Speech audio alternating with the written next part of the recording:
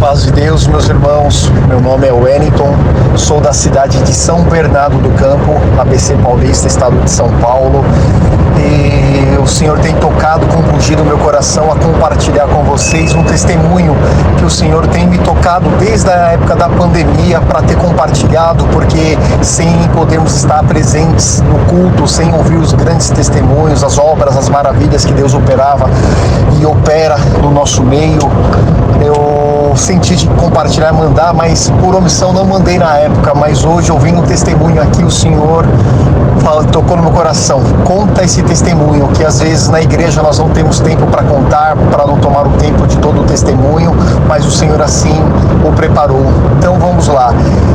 O Senhor, nasci de uma família pobre, ninguém da minha família, dos dois lados, materno e paterno, não tinha faculdade, e o Senhor fez uma obra que, através da construção da minha casa, na qual o meu pai era testemunhado dessa graça, mas parado, minha mãe não conhecia essa graça, mas Deus tocou o coração dos irmãos, amigos do meu pai, da época da mocidade. Meu pai tinha um terreno, mas não tinha dinheiro para comprar material de construção, mas não tinha dinheiro para pagar a mão de obra, e Deus tomou o coração dos companheiros do meu pai da mocidade, que lembrou dele, mesmo paradinho, foram lá, construíram nossa casa, e naqueles 6 meses que estavam construindo a nossa casa, o Senhor operou a obra de minha mãe começar a congregar, e naquele período Deus chamou a minha mãe para as águas do Santo Batismo. Um ano depois o Senhor me chamou nessa graça, com a idade de 14 anos, e quando o Senhor me chamou, eu tinha como desejo no meu coração fazer uma faculdade, e lembro que minhas primeiras orações era sempre pedir ao Senhor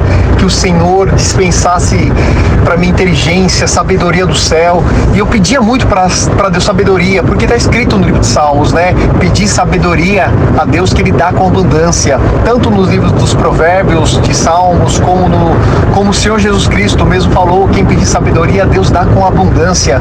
Então eu fazia minha oração de menino pedindo, mas eu falava: Senhor, antes de me dar uma sabedoria terrena, o que mais me importa é ter, Senhor, antes de me preparar até uma faculdade da terra, que eu pedi uma faculdade, Senhor, me prepara uma faculdade do céu, que não me adianta nada, Senhor, ganhar todo o conhecimento desse mundo, ganhar as faculdades desse mundo, mas não ganhar a vida eterna. Então, Pai, antes de me preparar uma faculdade da terra, me prepara uma faculdade do céu, porque esse é o meu maior desejo, conhecer das tuas delícias, dos teus mistérios, e conhecer mais de ti, Pai. E assim era o meu desejo. Quando eu completei 17 anos de idade, eu acabei o segundo ano o segundo grau, né, no ensino médio, e eu falei assim: e agora? Não tenho condição de prestar vestibular, tinha desejo de fazer ou engenharia ou administração de empresas, e naquele desejo eu não tinha condição de pagar uma faculdade, meus pais não tinham, naquela época não existia programas do governo que ajudavam a pagar bolsas. Foi aonde que o Senhor preparou, que eu prestei um vestibular para o Senai, para ganhar um curso técnico, e por misericórdia o Senhor permitiu, lá de mais de 400 candidatos, eu fiquei entre os 30 primeiros candidatos e ganhei aquela bolsa do Senai. E o Senhor fez uma obra que o Senai era pago semestralmente, e quando fui pagar aquela mensalidade, semestralidade, por obra de Deus também, que estava bem apertado, meu papai com uma empresa abrindo falência, pagando um mês de salário sim, outro não, eu naquela angústia, naquela aflição, e o Senhor de juntar aquele dinheirinho para pagar, quando fui pagar, não precisava pagar. O Senai entrou com bolsa 100% e não precisa mais pagar. Já vi uma obra, passado uma semana o Senai abriu as bolsas de estudo para conseguir fazer uma bolsa de estudo para ficar mais 4 horas fazendo pesquisa, estudando um pouco mais, e ganharia um salário mínimo na época. E eu me inscrevi, por honra e graça de Deus, eu ganhei aquela bolsa. Então, além de não pagar, eu recebia para estudar. Aquilo já entrou com uma alívio no meu coração, mas não era a faculdade que eu queria. Então eu orei ao Senhor e falei: Senhor, eu vou me inscrever para um vestibular.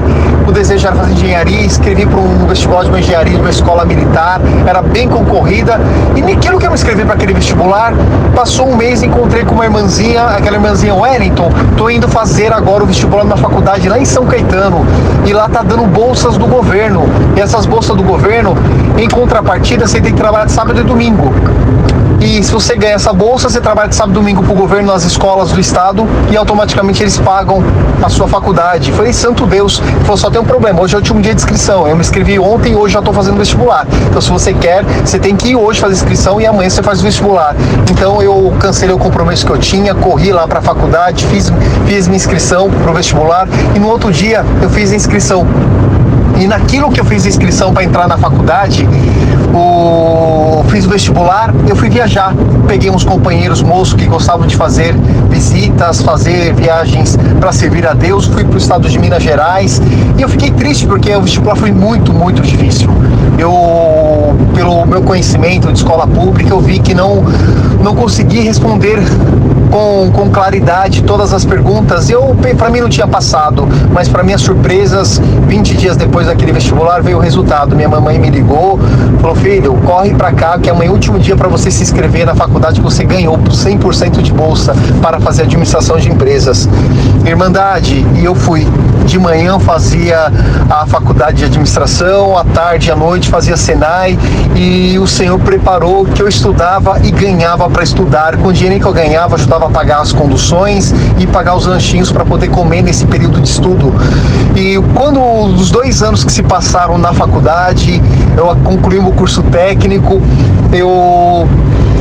Deus tem preparado de que eu consegui, aceitei uma proposta de emprego numa outra empresa, que eu tive que abrir mão da bolsa do governo. Eu busquei a palavra, o Senhor confirmou na palavra, porque eu podia ir, que Deus seria comigo, mas quando eu entrei naquela proposta de emprego, eu vi que era uma furada, que passado 2, 3 semanas, vi que não receberia o salário que eles haviam me prometido, e entrou uma aflição no meu coração, e veio alguns companheiros meus que souberam que eu abandonei a bolsa de estudos do governo, que eu era auxiliar de jovens, eu estava 2 anos sem congregar nos cultos de jovens, sem congregar de domingo, sem congregar de semana, porque só conseguia congregar no domingo à noite. Então eu estava angustiado, porque eu amava o cargo de auxiliar de jovens, amava cuidar das minhas crianças, e eu recebi aquela proposta, aceitei, busquei a palavra, o Senhor confirmou, fui, mas quando fui para receber o meu salário, não tinha para receber. Era uma furada aquela proposta de emprego, e eu me angustiei, e alguns companheiros deram risada de mim, que eu tinha feito loucura, e chegou o primeiro boleto da faculdade para pagar. E quando chegou o boleto da faculdade para pagar, eu falei assim, e agora? Foi onde eu entrei no e-mail da faculdade para ver as matérias, os comunicados da faculdade, e lá estava bolsa de estágio para secretariado, 100% de bolsa. Não ganhava nada de salário, mas ganhava 100% de bolsa. Eu fui me inscrever. Quando fui me inscrever, encontrei a coordenadora, e a coordenadora era uma professora minha de uma das minhas matérias, e eu falei, professora, eu vim aqui me inscrever para essa vaga aqui de secretariado, aqui com bolsa de estágio, para ganhar 100% de bolsa. Pô, Wellington, que legal, mas tem um grande problema, é só para mulheres. Eu falei, professora, mas não estava lá no comunicado, por isso que eu vim me inscrever. Falei, mas espera um minutinho, deixa eu conversar aqui com a direção, vamos ver se eles permitem pelo menos você participar da entrevista. E quando ela voltou, ela falou, então eu conversei lá, permitir você participar. Se você passar das outras candidatas, quem sabe você trabalha aqui com a gente. Resumindo, Irmandade, quando eu prestei, fui fazer o teste, quando eu peguei um dos testes lá, uma planilha de Excel, que era para replicar um documento, na hora que eu estava replicando, eu vi que tinha uma falha naquela planilha. Aí foi onde que eu senti o Espírito Santo falando comigo e apontando internamente, aqui que está o erro, corrige essa planilha e manda. Irmandade, corrigi aquela planilha, mandei o documento, passou no outro dia o comunicado, eu tinha passado naquela bolsa e tinha ganhado 100% de bolsa novamente da faculdade, mas agora sem precisar trabalhar de sábado e domingo. Então aquilo para mim foi uma obra maravilhosa, porque era uma vaga para mulheres, o Senhor permitiu que eu fui o primeiro secretário homem lá da faculdade lá, e ganhei bolsista da faculdade, e foi uma alegria. Paguei com muito sacrifício aquele único boletim, minha mamãe me ajudou, pagamos, e eu entrei para trabalhar dentro do departamento de pesquisa e pós-graduação daquela faculdade. Mas quando eu entrei lá dentro daquele departamento de pesquisa e pós-graduação, os meus 5 chefes, meus 5 superiores imediatos eram todos ateus ou agnósticos. Então eu comecei a pegar muita amizade com eles, comecei a trabalhar de maneira muito esforçada, dedicada dentro daquele departamento, e quando eu estava lá trabalhando, eles viram que minha conduta era diferente. por eu servir a Deus. Eles viam que eu fugia dos desejos da mocidade, me guardando para o dia do casamento.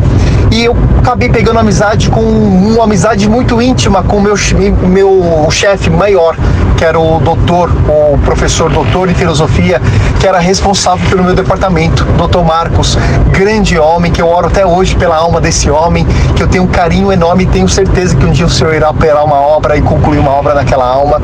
E ele era ateu, ele se dizia agnóstico, né? Que nem dizia que Deus não existe ou não existe. Mas o que acontece? Eu comecei a sofrer umas perseguições de algumas meninas, alunas, que vinham para o meu departamento, mas vinham para tentar, tipo, um contato comigo, para tentar alguma segunda intenção. E nisso, uma das funcionárias se apaixonou por mim de uma maneira tão tremenda que ela começava a me perseguir carnalmente. E naquela época, antes de entrar nesse assunto, eu recebi uma proposta naquele segundo ano da faculdade, quando Deus preparou aquela bolsa para mim. Recebi uma proposta para poder ir poder ir morar na Espanha. Um tio meu que foi para a Espanha, Deus levantou ele como encarregado junto com a minha tia lá, como examinadora, e eles estavam já há 1 ano e meio. Eles me chamaram para lá, porque eu já tinha trabalhado na mocidade como cabeleireiro. Fiz um curso, cortei cabelo e paguei alguns dos meus primeiros anos de faculdade cortando cabelo de amigos aos finais de semana ou às noites, para poder pagar minha passagem, pagar alguns custos, ter um dinheirinho extra. E eles me chamaram: vem pra cá porque tá pagando muito bem, e eu vou abrir um salão na frente da minha casa, você ensina o tio e a tia a cortar cabelo, e automaticamente aqui o 30 euros o corte de cabelo, que dá mais de 100 reais, 120 reais. Então vem pra cá que você já tem hospedagem, já tem lugar, e aqui você faz a tua faculdade. Aquele me soou muito bem, porque além de fazer uma faculdade no exterior, eu juntaria um dinheiro, eu conseguiria fazer um trabalho de intercâmbio, aprendendo espanhol, aprendendo outro idioma, o inglês.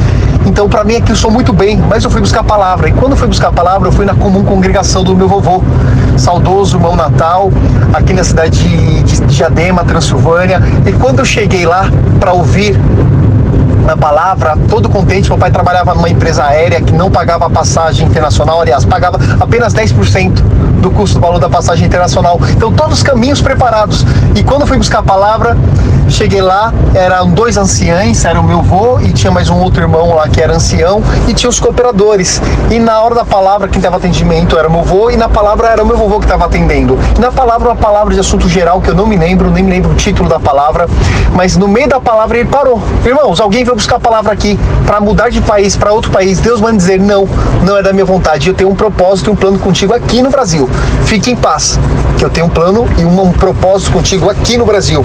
E naquilo, quando eu ouvir aquela palavra no meu coração, na hora, eu senti a resposta de Deus, mas fiquei triste, porque eu queria ir para lá. Mas, como bom cristão, vou obedecer a voz do nosso Pai, porque Ele sabe o que é melhor para nós. E eu fiquei em paz. E naquilo que eu estava lá na faculdade, com essas perseguições, um amigo meu de mocidade, que eu aprendi a fazer visita com eles, e ele me ligou: Wellington, eu tive um sonho com você, vem pra cá, que eu preciso te contar esse sonho. Não sei se foi sonho, se foi revelação, mas vou te contar. E chegou lá, ele me contou. Ele me contou que tinha visto um sonho comigo, que tinha uma cobra que me hipnotizava. E quando aquela cobra me hipnotizava, eu ficava parado, não fazia nada. E quando eu não fazia nada, a cobra foi para me dar o bote, ele me empurrou. E naquilo que ele me empurrou, ele não conseguiu fazer, a cobra não conseguiu me atacar. Ele conseguiu me livrar da cobra.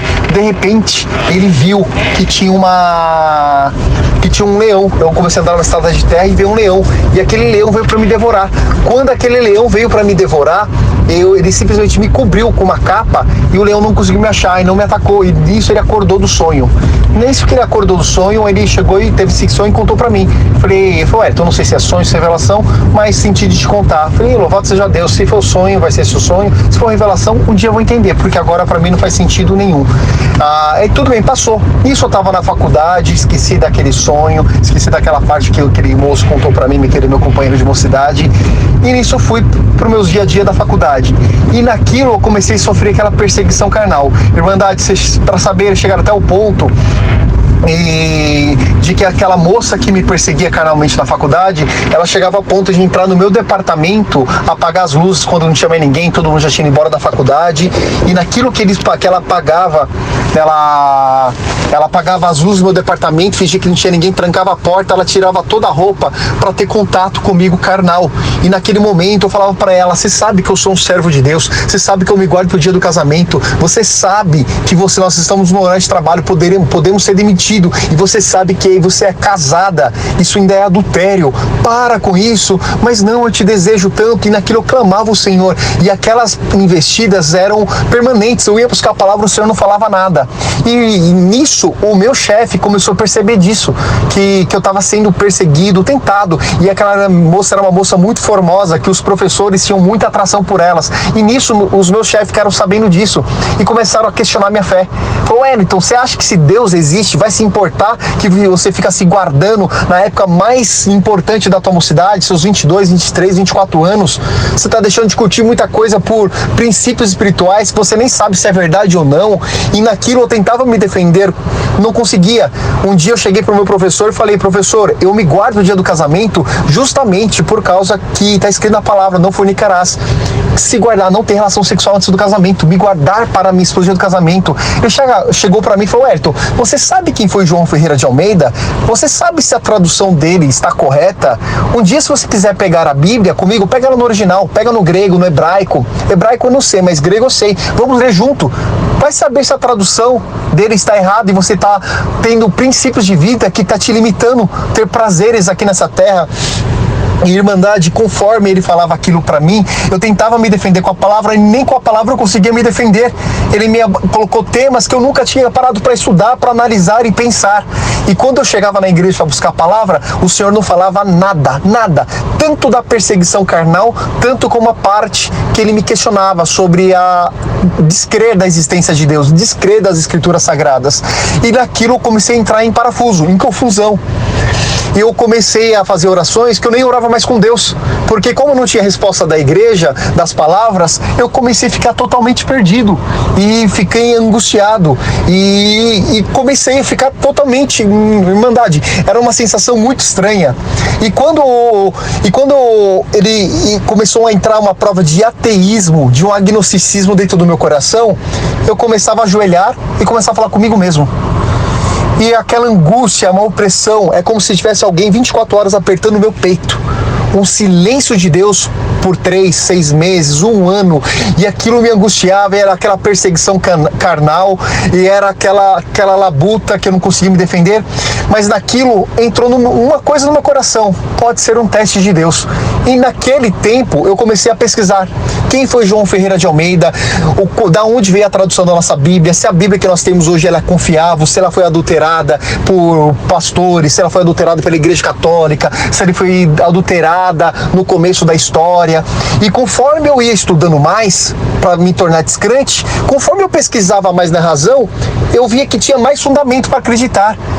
E comecei a pesquisar da parte biológica, se nós viemos da teoria da evolução, se nós viemos do grande Big Bang, onde foi criado o universo, as galáxias, e onde foi criado o nosso planeta, e de uma sopa de aminoácido e proteína foi bater um raio, surgiu a primeira ameba, e da ameba foi evoluindo até chegando o homem. E eu fui pesquisando, Senhor, se nós viemos de um Deus, se nós temos evidências para isso. Fui me aprofundando nesse conhecimento. E porque está escrito na palavra: buscareis a verdade e a verdade vos libertará. E eu comecei a me aprofundar. E conforme eu ia me aprofundando mais, eu vi que fazia sentido a minha fé. Eu vi que tinha evidências da criação do mundo por um design inteligente, que é uma teoria contraponta à teoria da evolução, que era a teoria do design inteligente, que é a teoria do criacionismo. E aquilo foi me fortificando, mas eu não tinha nenhuma resposta por Deus, e aquela perseguição. E naquilo que eu estava sendo naquela provação, eu fui congregar. Um dia, bem angustiado, muito angustiado por um convite de um amigo meu, fui numa alta comum do lado, chegou lá um irmão de Guarulhos, um ancião, contou 3 testemunhos maravilhosos. Mas, irmandade, irmãos, eu não conseguia comer mais nenhum testemunho, porque toda vez que eu ouvia um testemunho, chegava uma voz no meu ouvido: e se for mentira? Ah, isso foi ilusão. Isso foi só coisa da cabeça dessa pessoa. Eu não conseguia tirar palavras, eu não conseguia achar fundamento e justificar. Aí quando ele acabou o testemunho, irmãos, o horário tá avançado. Infelizmente eu não vou poder contar mais um testemunho, uma obra que Deus fez agora nesse mês, que é lindo também, mas o horário não deixa. Eu ia contar para vocês, mas outra oportunidade eu volto para contar a conversão do presidente da Associação Brasileira dos Ateus. Mas não dá para contar. Irmandade, naquele momento eu ficava assim, de um lado angustiado, falando, aqui poderia estar a minha resposta, mas de outro lado ficava assim, pode ser um teste. E aquilo já se passava há mais de um ano, irmãos. E chegou um momento, irmãos, que aquela moça um dia entrou no meu departamento, fechou as portas, tirou toda a roupa, ficou nua na minha frente, querendo adiantar um tempo que na nossa vida cristã nós devemos guardar. E eu tinha, naquela época, na minha idade, com os hormônios à flor da pele, clamando o sangue do Senhor e uma força sobrenatural que não sei de onde explicar, porque eu tinha todos os motivos para poder adiantar. Eu consegui resistir, evitar, fugir, mas eu não cheguei, não estava aguentando.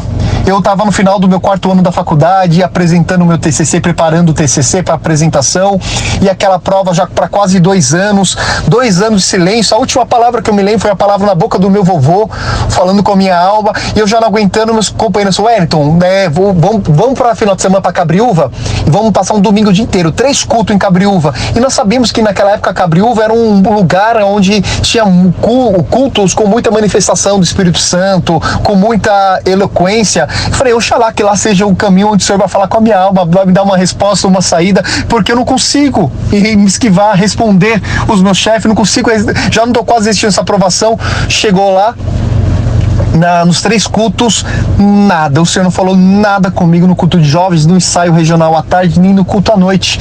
A única coisa que mexeu comigo foi ver as criancinhas de 6, 7, 8 anos de idade manifestando a promessa do Espírito Santo, que eu falava no meu coração, é impossível umas crianças dessa idade falar alguma coisa que eles não imaginam, se não for de maneira sobrenatural. Mas era a única coisa, porque a palavra não falava nada. Naquela hora eu entrei no carro, Irmandade, e os meus companheiros virtuosos como eram, eles começavam a fazer oração dentro do carro, e eles oravam, e eu comecei a chorar, irmãos, com uma angústia de alma, um vazio existencial, uma pressão no meu coração 24 horas por dia, de aperto no coração, como se tivesse alguém apertando meu coração a todo momento. E eu chorava dentro do carro, meus companheiros pensando que eu estava chorando de visitação do Senhor, mas mal eles sabiam, ninguém sabia da prova de angústia de alma, nem minha mamãe, nem meu melhor amigo sabia daquilo que eu estava passando.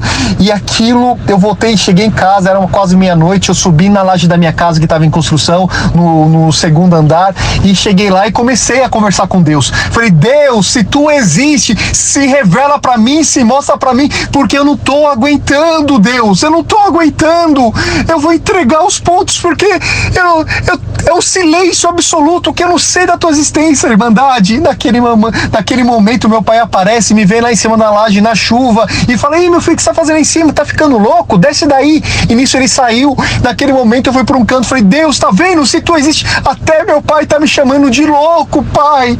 Eu não aguento, pai. Se tu é Deus, se tu realmente existe, tu ama a minha alma, eu te peço um sinal, daqui 7 dias, se até domingo que vem, tu não mandar um anjo, alguma coisa sobrenatural, que não pertence a esse mundo, ou que venha algum irmão, alguma irmã, alguma pessoa e pregue coisas da minha vida, que somente eu saiba, nem minha mamãe, nem o meu melhor amigo, nem meus amigos saibam, eu creio que tu vai ter respondido com esse sinal, e eu vou crer na tua existência, e que isso tudo na minha vida era apenas um teste, porque eu não tô aguentando, Deus, tá muito difícil, pai.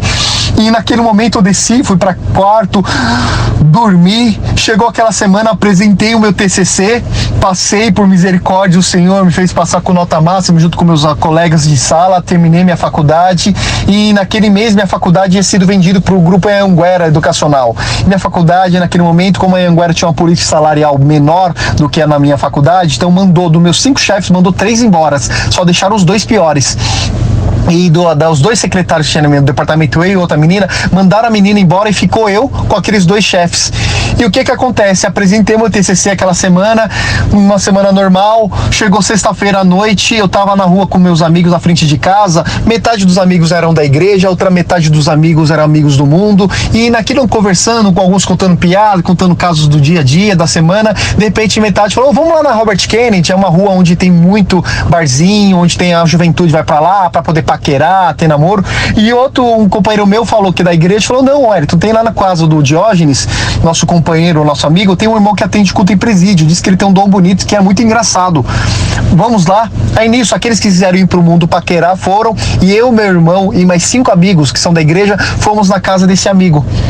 E chegou, e por coincidência, esse é meu amigo que nós somos o Diógenes, é o mesmo amigo que teve o sonho daquele que me passou a revelação, do leão e da serpente. E chegamos lá, tava um irmão de 230 quilos sentado na sala dele, obeso, a pessoa mais gorda que eu já conheci na minha vida, mas com o dom de Deus e o dom da alegria. Chegou lá, começamos a conversar, ele começou a contar testemunho. Mas, irmãos, ele só contava testemunho engraçado.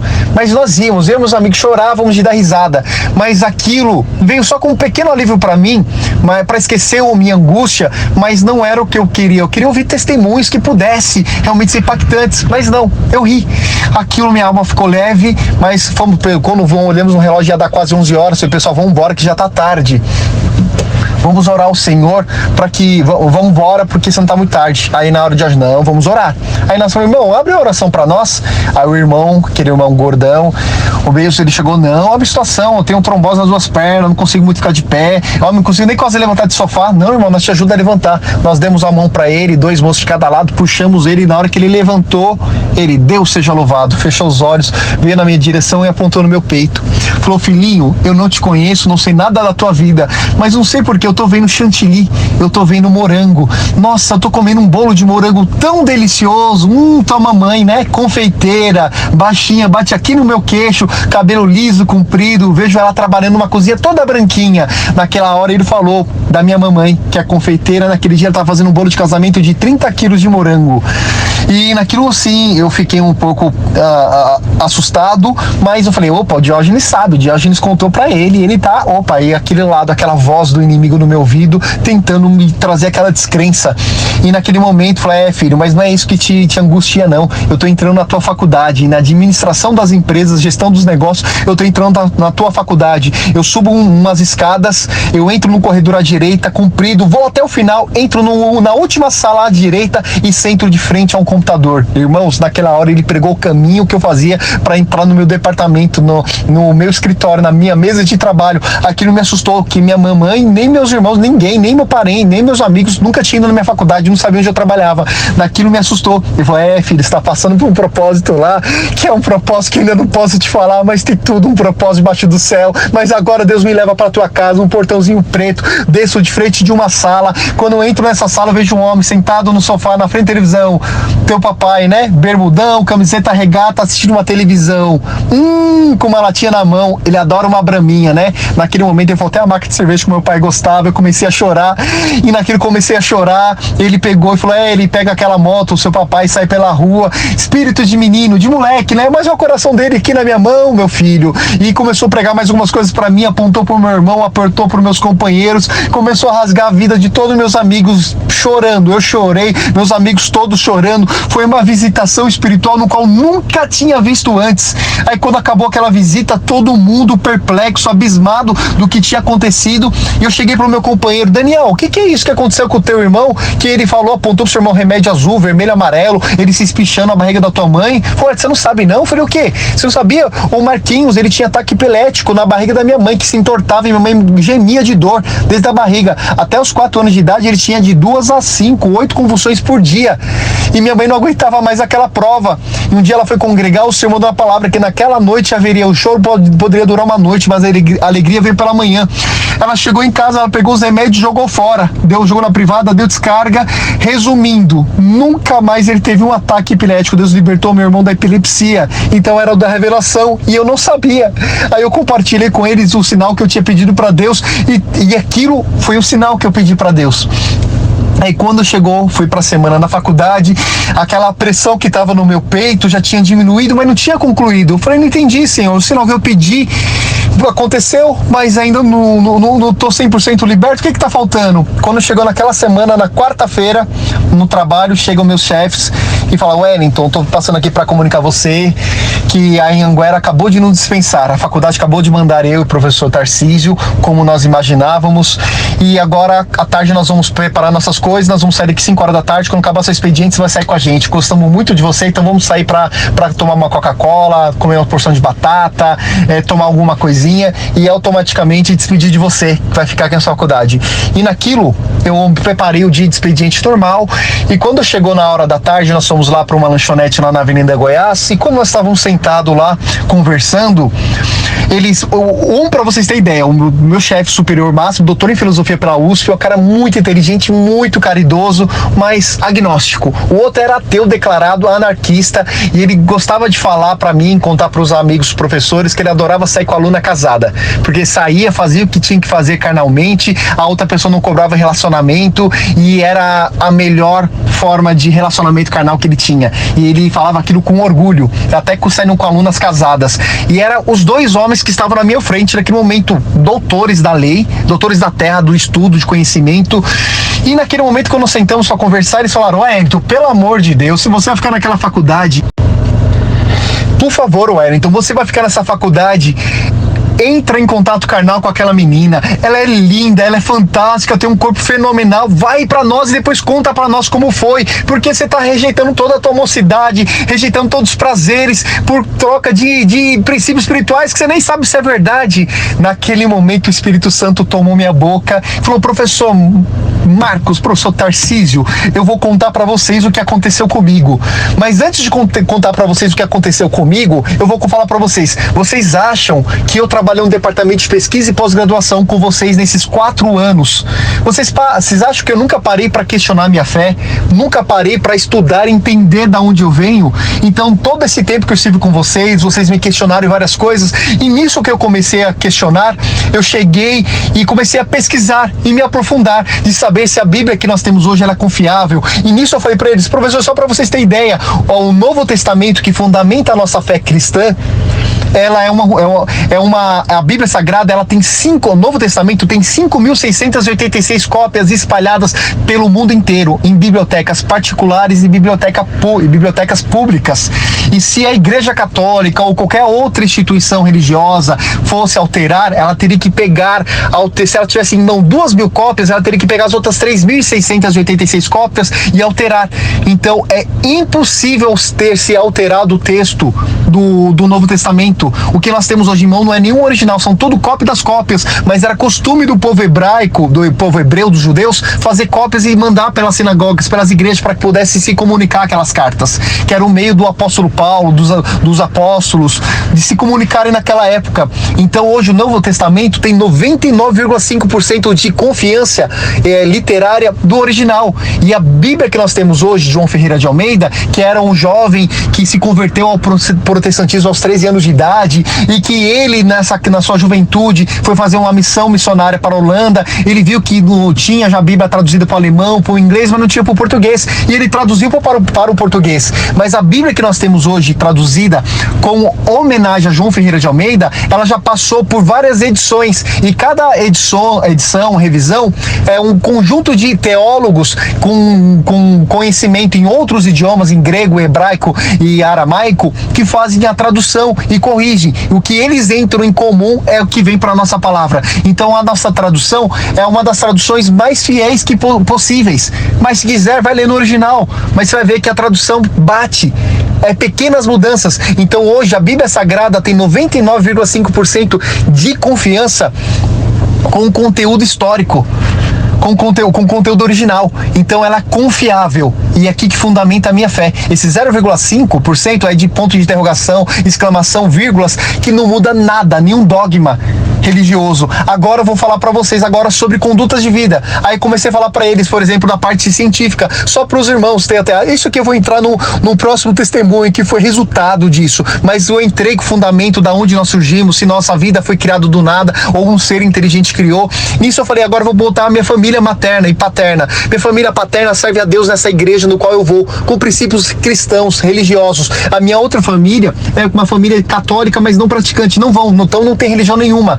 E dos 7 irmãos de um lado e dos outros são 5, do lado cristão, todos são casados, se casaram virgem e se guardaram pro dia do casamento. E eles são prósperos, casamentos hoje, onde você entra, sente amor, eles são mais prósperos até financeiramente. No qual, do outro lado, que não tem religião nenhuma, além deles serem famílias que já tem 3 que são separados, os 2 que são casados, são casamentos que você vê que não tem amor, você consegue olhar qual lado tem mais felicidade. Então eu vejo que eu segui os princípios de vida da família do meu pai, do meu pai paterno, eu terei uma vida mais feliz. Agora eu vou falar o meu irmão, tem um irmão que é um ano mais novo que eu, ele conhece o caminho onde eu frequento, mas ele não é batizado, ele dorme com a mulher que ele quer, ele sai pra festa que ele quer, ele faz o que ele quer, mas professores, ele não consegue dormir um dia em paz. Com 17 anos virou pai de um menino, pai solteiro, ele perdeu o emprego, quase morreu várias vezes por ter uma vida de prazeres. Então, olhando para os dois lados, racionalmente, eu prefiro seguir esses conceitos de vida cristã, porque eu terei mais paz. Mas agora eu vou falar para vocês o que virou tudo isso. Eu pedi um teste para Deus a semana passada e falei, Deus, se tu existe, manda um sinal, ou apareça um anjo, ou apareça alguém que pregue coisas da minha vida, e até domingo, Senhor. E chegou na sexta-feira, aconteceu isso assado, o irmão falou assim, assado. Quem foi que falou na boca daquele homem? Foi Deus? Foi Maomé? Foi Buda? Foi Satanás? Foi um adivinho? Foi uma revelação química, orgânica que fez aquele homem falar aquilo?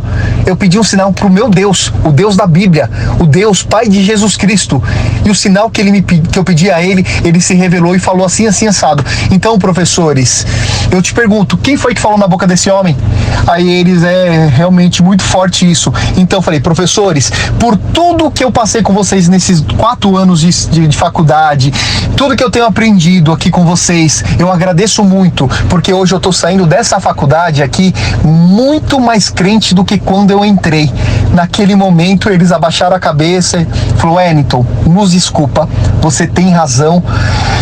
Quando você for pro céu, lembra de nós, ora por nós, nos perdoa, porque você tem razão. Naquele momento, irmãos, aquela uma tonelada que estava nas minhas costas, aquela opressão que estava no meu peito, parece que assim, ó, explodiu, sumiu. E aquele alívio veio, nós comemos nossas porções de batata, conversamos, demos risada, despedi deles e eu vim para minha casa leve, irmandade. Aquela opressão, aquela angústia, o Senhor tirou do meu coração, porque, irmãos, foi a pior dor que eu senti na minha vida, a dor de descrer nesse Deus maravilhoso, descrer na obra salvadora de Cristo Jesus, descrer que nós fomos criados por um ser sobrenatural que entende e conhece cada célula do nosso corpo, irmãos. E aquilo foi a maior obra que Deus poderia ter feito, maior até do que o meu primeiro batismo, que o meu batismo, porque naquele dia foi realmente a minha verdadeira conversão. E eu saí tão leve, irmãos, tão leve, que hoje eu não tenho palavras para agradecer a Deus.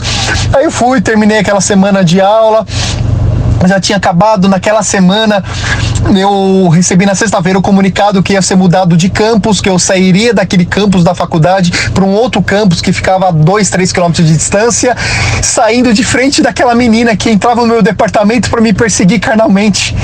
E aquilo, as 2 provas que eu tinha foram eliminadas naquela semana. Chegou domingo, coisa que eu não fazia há mais de 2 anos, que era testemunhar. Deus me deu força de testemunhar para agradecer a Deus pela faculdade, que era o sonho do meu coração, de fazer uma. E o Senhor me deu o prazer de concluir aquela faculdade, me deu força de concluir aquela faculdade. Aí quando eu levantei, eu falei, Deus seja louvado, agradeço a Deus pela obra que o Senhor tem feito na minha vida, de ter me chamado nessa graça, pela promessa do Espírito Santo. E qual foi, irmandade? Eu estou levantando para testemunhar, para agradecer a Deus. Deus, porque eu tinha um desejo no meu coração desde quando o Senhor me chamou de fazer uma faculdade, porque ninguém da minha família tinha uma faculdade de ensino superior, e o Senhor criou um caminho especial e me preparou a faculdade. Dos 4 anos, para falar que eu tive 100% de bolsa, eu paguei apenas um semestre. Mas, Irmandade, o que eu mais dou graças a Deus é porque eu entrei com a graça no coração e saí com a graça dentro do coração. Eu consegui sair mais crente do que quando entrei, porque, irmãos, infelizmente, eu vi companheiros meus de fé, de graça, largarem esposas, largarem filhos por paixões da faculdade, por festinhas de faculdade, por prazeres mundanos. Eu vi irmãs, companheiras minhas de mocidade, com cabelo batendo no calcanhar, cortando o cabelo curtinho, pintando de loiro, começando a fumar, se relacionando com pessoas que não eram dessa graça, e aquilo me entristecia muito. E naquelas minhas pesquisas eu fui entender, né, que a cada 4 cristãos que entram, jovens cristãos que entram na faculdade, 3 abandonam o evangelho, apenas um permanece firme, apenas 25%, e era um número que eu não conhecia, não sabia daquilo. Então eu agradeci ao Senhor que o Senhor permitiu que eu entrei crente e saí mais crente do que quando eu entrei. E naquilo eu agradeci ao Senhor, sentei no meu banquinho, chegou na hora da palavra, Deus tomou a boca do meu ancião, um ancião descendente de italiano, bem doutrinador, bem conservador, mas naquele dia Deus entrou com uma palavra tão afável na boca dele. Ele leu Salmos 91, e conforme que ele leu, aquele que habita no esconderijo do Altíssimo, a sombra do Onipotente descansará. Aí ele começa a ler todos os versículos. Quando chega no versículo 13, fala: eis que pisarás com teu pé a serpente e a serpente e o leãozinho, pisarás com teu calcanhar a áspide e o leão. Naquele momento me lembrou da revelação do meu amigo Diógenes, que tinha falado há mais de 2 anos para mim. Naquilo me despertou. Meu irmão começou a pregar: eis que alguém aqui passou por um grande teste, e Deus manda te dizer: você foi aprovado. Toma aqui o teu diploma, tu passou no teste. E naquilo meu coração começou a selar. Deus me livre, devolver a linguagem do Espírito Santo. Comecei a chorar, e naquilo que o Senhor foi me visitando, tomando o meu coração, entrou aquele vazio de 2 anos de ausência da palavra de Deus, e o Senhor falou comigo aquela palavra inteira, me encheu de ânimo, de fé, e me deixou claro que aqueles 2 anos foi o teste para a faculdade espiritual que eu tinha pedido para Deus, porque 6 meses depois fui pegar o meu certificado da faculdade, mas naquele dia Deus estava me dando o certificado do céu, porque os 2 testes eram qual? O ateísmo era aquela serpente que tentava me envenenar. Quando a cobra pica a gente, envenena a gente por dentro e mata a gente por dentro. Era o ateísmo, o agnosticismo, querendo me trazer para dentro desse mundo frio, sem Deus, um mundo sem existencial, com vazio eterno, que é inexplicável, irmãos. E a parte carnal era o leão que vinha me atacar, que queria comer minha carne. Era aquela perseguição carnal daquela moça que se despia, ficava nua, igual a mulher do Potifar, tentando José, querendo tirar aquilo que era de mais precioso, que era os mandamentos do Senhor da vida de José. O Senhor conseguiu me fortificar e rejeitar, mesmo com o ateísmo dentro do meu coração, conseguiu me fortificar e rejeitar e dizer não.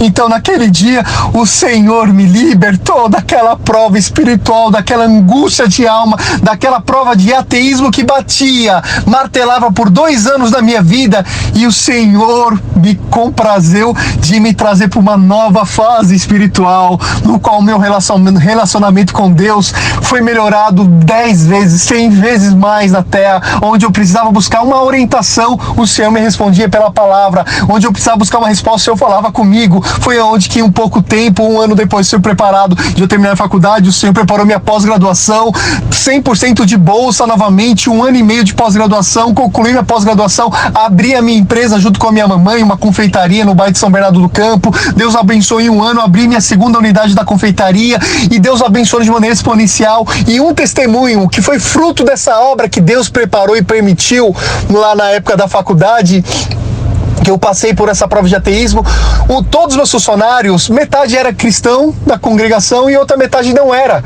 E o que acontece? Independente se era cristão ou não, saudava todo mundo todo quando eu chegava com a paz de Deus. E eu tinha contratado um funcionário muito bom para a minha parte de sobremesas, e um menino, cabelo compridão, estilo meio roqueiro e meio gótico. Eu fui saudar ele com a paz de Deus, ele chegou para mim, paz Darwin. Falei, você é evolucionista então? Você acredita na teoria da revolução de Darwin? Que legal! Eu sou criacionista, eu acredito na teoria do design inteligente, que é a teoria contraponto da teoria da evolução. Ele, como assim? Eu falei, é uma teoria, vocês acreditam na teoria da evolução, que nós surgimos do Big Bang, a Terra se formou, aí veio aquela sopa de aminoácidos, aquele ambiente meio vulcanizado da Terra, que a Terra estava se refrigerando, criando os primeiros continentes, aí aquela sopa de aminoácidos, proteínas, numa água meio vulcanizada, meio quente, veio bater um raio e juntou aquelas proteínas e aminoácidos e criou o primeiro ser vivo, a ameba. A ameba foi evoluindo, virou um gerino, o gerino virou um sapo, de um sapo virou uma ave, um mamífero, de um mamífero virou um macaco, de um macaco virou um humano.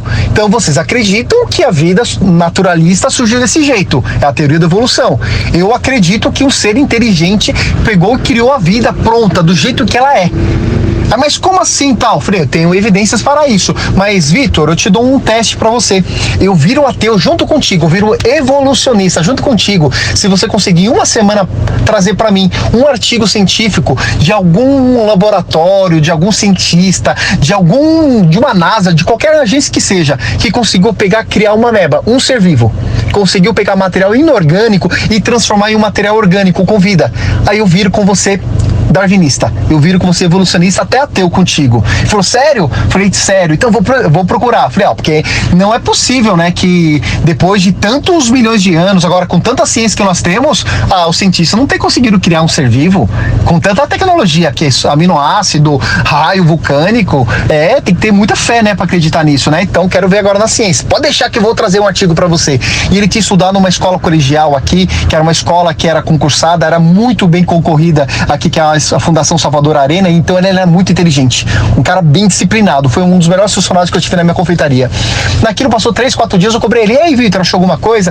Falou, achei aqui um artigo, mandou pra mim. Aí ele achou um artigo de uma bactéria nova, mas que os cientistas pegaram outro tipo de bactéria, modificaram ela e criaram um novo tipo de bactéria. Eu falei, não, isso aqui é até mutação, acontece. Então, isso normal, eu quero pegar material inorgânico, sem vida, e transformar em vida. Vai procurar. Naquilo, irmãos, ele foi procurando, chegou sábado, não encontrou. Falei, Vitor, você tá vendo que você não encontrou? Porque a teoria da evolução ainda continua sendo teoria, porque até hoje, com toda a ciência que nós temos, nenhum cientista, ninguém conseguiu criar vida através de material inorgânico, só consegue através de vida gerando vida. Então é uma lei que está acima da lei da teoria da evolução, que é a lei da biogênese. Somente vida gera vida. Nunca um cientista conseguiu pegar material inorgânico e transformar no material orgânico com vida. Então isso é uma lei. Então, para a teoria da evolução se tornar uma lei, ela teria que anular a teoria da biogênese. E tem a lei da termodinâmica, que tudo tende do organizado para o desorganizado. É uma lei comprovada cientificamente. Mas você está vendo que o universo, eles falou que saiu de um caos, que ele se espalhou e depois ele foi se organizando todinho para chegar até a nossa vida agora? Depois, e as coisas parecem que estão se organizando. Então, a lei da termodinâmica é justamente a contrária. Tudo tende do organizado para o desorganizado. E para o Big Bang se tornar realmente uma teoria que seja válida e viria uma lei, ela teria que anular a lei da termodinâmica. Porque tudo saiu do desorganizado e se organizou. E isso é impossível segundo a lei da termodinâmica. Aquilo não sabia disso. Eu falei, agora eu vou te falar da teoria do design inteligente, que é uma teoria contraponto à teoria da evolução. E naquilo que eu comecei a falar com ele, falei, a teoria do design inteligente é 60 anos mais antiga que a teoria da evolução. Mas qual que é o grande problema? É que, infelizmente, as nossas escolas, elas criaram, a comunidade científica criou uma certa revolta contra a religiosidade, porque a Igreja Católica perseguiu durante vários centenas de anos os cientistas que falavam alguma coisa que eles descriam, que estava fora da Bíblia, então matavam. Então a comunidade científica, que a maioria acreditava em Deus, eles morriam, eram crucificados, eram queimados vivos, porque a colocar o Galileu, nós temos a Isaac Newton, vários outros grandes cientistas que foram massacrados pela igreja por causa de conhecimento científico. Mas eles eram cristãos, que acreditavam na Bíblia, acreditavam na vida ter sido criado por um Deus criador.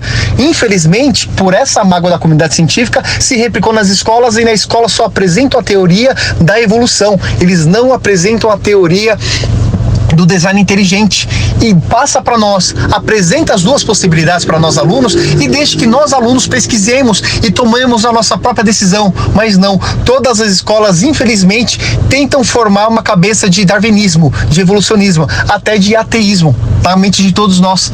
Então eu, como cristão, eu tinha aquela mentalidade de que Deus poderia ter utilizado da evolução para fazer o homem. Olha isso, a que ponto chegava uma confusão nossa espiritual por entender a parte científica, querer juntar com Bíblia, que não bate com Gênesis. Então, irmãos, na hora que eu comecei a explicar aquilo para ele, eu falei: Vitor, só vou te contar uma teoria que eu aprendi com um irmão cristão, que ele foi ex-cientista da NASA, tem um livro publicado nessa área, que ele fala: eu vou te dar aqui, tem um bolo de chocolate em cima dessa mesa, vou te dar duas formas, duas teorias de como esse bolo surgiu. Esse bolo tem 12 ingredientes. Primeiro, uma mulher foi no mercado, comprou ovo, açúcar, farinha, fermento em pó, chocolate em pó, comprou manteiga, comprou todos os ingredientes, bateu esse bolo num liquidificador, colocou numa forma, pôs pra assar, depois de 30 minutos tirou, e o bolo de chocolate está aqui agora em cima dessa mesa. Agora, a segunda teoria que vou te passar é que um cara, dono de um mercadinho, uma mercearia, com o caminhãozinho dele, baú, saiu para fazer a compra no atacadão. Quando tava chegando perto da mercearia dele para carregar, passa uma criança de frente do caminhãozinho dele, para ele não atropelar a criança, ele joga o caminhão pro lado, capota com o caminhão começa a capotar, quebra um cantinho no fundo, de repente o saco de farinha abre, o saco de açúcar, o chocolate em pó, os ovos quebram, cai dentro daquela vasilhame, daquele cantil. De repente, quando o caminhão acaba de capotar e misturar todos aqueles ingredientes, vem e tem uma explosão, pega fogo. E naquilo que pega fogo, chega os bombeiros, apagam o fogo, e quando eles abrem o baú do caminhão, por milagre tá lá feito aquele bolo de chocolate. Por milagre não, por essa situação criou esse bolo de chocolate. Falei: qual das duas teorias você acha que faz mais sentido esse bolo ter surgido? Ele falou: lógico, com certeza, a primeira, né, da mulher ter feito, juntar os ingredientes e ter feito. Falei: então, Vitor, um bolo de chocolate só tem 12 elementos, e você acredita que a segunda teoria é impossível, né? Então imagina um ser humano, que uma célula humana tem mais de 3 milhões de informação de elementos diferentes. O código genético nosso dá para ir daqui da Terra para a Lua 23 vezes em ordem cronológica, da citosina, guanina, timina, então da guanina. São os 4 elementos do DNA. Então, só para você ter ideia, Vitor, uma ameba tem informação genética suficiente para preencher 1000 vezes a nossa enciclopédia Barça. Sabe aquele volume da Barça que tem 12 livros, que do A ao Z, que fala conta de tudo um pouco lá? Então multiplica por 1000. Mas não vou fazer você fazer isso. Pegam só um volume da Barça, tira xerox de todas as páginas, corta palavra por palavra, letrinha por letrinha, sobe, coloca as letras dentro de um saco preto, sobe num prédio bem alto, um dia sem vento, e joga. Qual que é a probabilidade de todas aquelas letrinhas caírem, formando as páginas do A ao Z, palavra por palavra, todas as letras voltadas para cima, porque o fundo de baixo é branco, e escrevendo? Quantas vezes você acha que eu vou ter que subir no prédio para aquela Barça se juntar, se montar? Ele falou: nossa, aquilo é impossível. Ele falou: então, essa é a probabilidade de uma ameba ter surgido do acaso. Os elementos químicos para formar a ameba, tudo bem, pode se juntar, mas informação, código genético para a vida se formar, é impossível ter surgido do acaso. Então, Vitor, para você ser ateu, você tem que ser muito mais, para você acreditar na teoria da evolução, você tem que ser muito mais crente, ter muito mais fé do que eu, como cristão, acreditar que um ser inteligente criou os céus e a terra e criou a vida como ela é. Naquilo ele espantou, falou: nossa, eu nunca sabia disso, nunca soube disso. Falei: Vitor, agora eu vou te falar agora, eu acredito que esse ser sobrenatural é o Deus da Bíblia, é o Deus do cristianismo, que se revelou na terra, que tem se tornado a maior religião do mundo. E assim, mas quando eu falo de cristianismo, você vai olhar, vai ver várias pessoas que tem, como fala, que que tem igrejas de perfis diferentes. Quando eu te falo de igreja cristã, você lembra de igreja católica, que matou e perseguiu muita gente. Quando eu te falo de igreja protestante, você lembra daquelas igrejas que ficam roubando, extorquindo os fiéis, cobrando dinheiro na televisão e fazendo. Esquece essas igrejas. Eu vou te contar uma igreja agora, no qual eu sirvo a Deus, que nessa igreja é um povo simples, especial, zeloso de boas obras, que a mão direita dá, a mão esquerda não sabe, que não paga dízimo, é tudo oferta voluntária e anônima, que todas as construções, todas as igrejas são feitas de trabalho voluntário. Comecei a contar um pouquinho pra ele, falei, o dia que você sentir, você vai comigo visitar uma igreja e você vai fazer um teste e provar se Deus existe ou não, porque tá escrito na Bíblia, fazer prova de mim. Então Deus pede para ser provado, para Ele te revelar para você. Ele vai ter prazer. Então o dia que você quiser, vai. Quem sabe um dia eu vou. Passou umas 2 semanas, irmão, ele falou, quero ir para sua igreja, Wellington. Aí peguei 3 cultos de jovens de manhã, escolhi um desses 3. Aí ele escolheu que era a minha antiga comum, Jardim do Lago. Peguei aquele moço e levei. Irmandade, quando eu coloquei ele no banco para estar junto comigo no primeiro hino, já começou a chorar. Deus começou a visitar a alma dele com um sentimento que ele nunca tinha sentido na vida dele. Deus falou com a alma dele, começou 1, 2, 3, 5 cultos, confessou Jesus Cristo como o real salvador da sua vida, começou a ir para a escolinha de música, foi assistir um batismo, o Senhor não chamou naquele batismo, mas ele congregando firme, estudando música para trocar trompa, uma mudança assim, 360 graus. A única coisa que não mudava foi o cabelo dele comprido. Até um dia eu brinquei com ele, falei, Vitor, só não combina contigo esse cabelo comprido indo pra igreja, hein? Ele falou, não, no cabelo ninguém mexe. Eu falei, o dia que você quiser eu pago o seu corte de cabelo. Ele falou, não, ninguém mexe no cabelo. Irmãos, passou umas semanas, ele chegou, tem aquela promessa sua, tá de pé? Eu falei, qual promessa? A do corte de cabelo. Eu falei, sério? Ele falou, sério, tô indo lá agora. Eu falei, vai lá no caixa, pega lá R$50 e vai cortar seu cabelo. Por conta da empresa hoje. E foi lá e cortou o cabelo batidinho. Irmandade de Deus fez essa obra, tirando um homem, um jovem do agnosticismo, do ateísmo e trazendo para os braços de Cristo, entendendo que existe um Deus soberano, poderoso, que responde quando a gente precisa. Então, irmãos, esse foi o meu testemunho.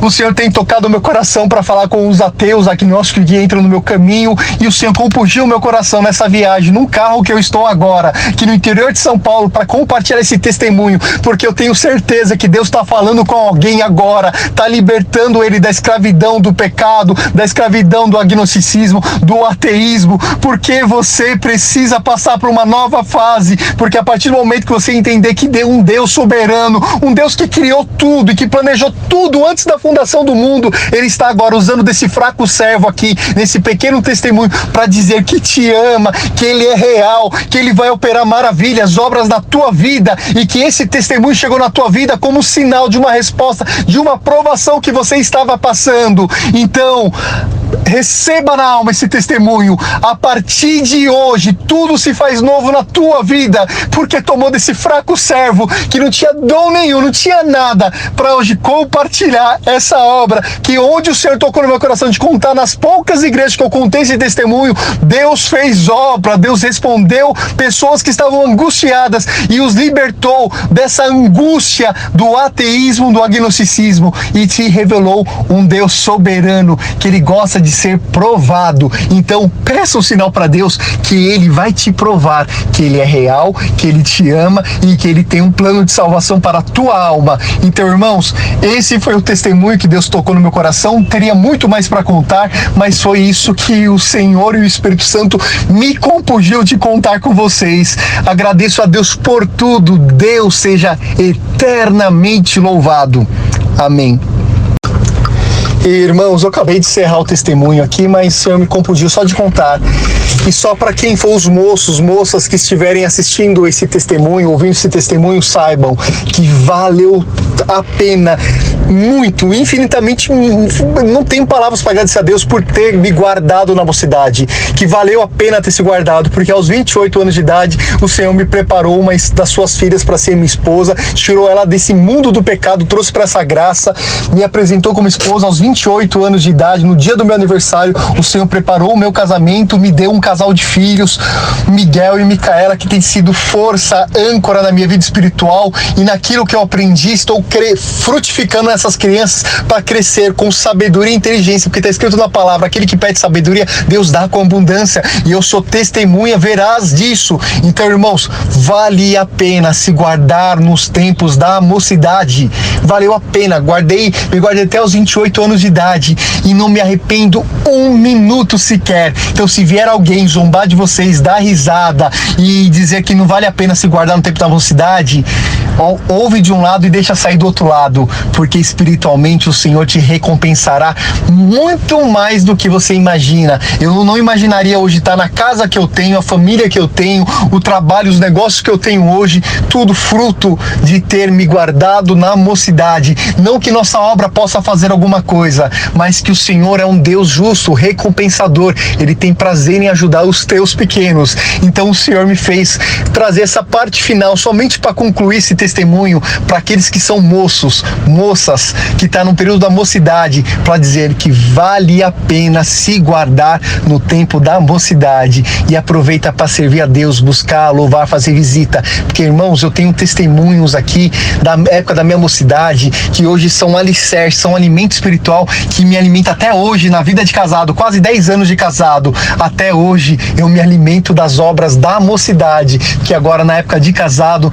não tenho tanta liberdade como tinha na mocidade para visitar, orar e fazer aquilo que Deus pedia. Mas sei que Deus está me destravando por uma nova fase nesse momento, como Deus vai destravar a vida de vocês. Então aproveita, visita enfermos, visita parados na graça, visita amigos de colegas de escola, visita as viúvas, os viúvos, os velhinhos, visitem, que vocês vão ter testemunhos para contar até a sua segunda, terceira, quarta geração. Então é o que o Senhor pôs no meu coração. Por tudo, Deus seja louvado.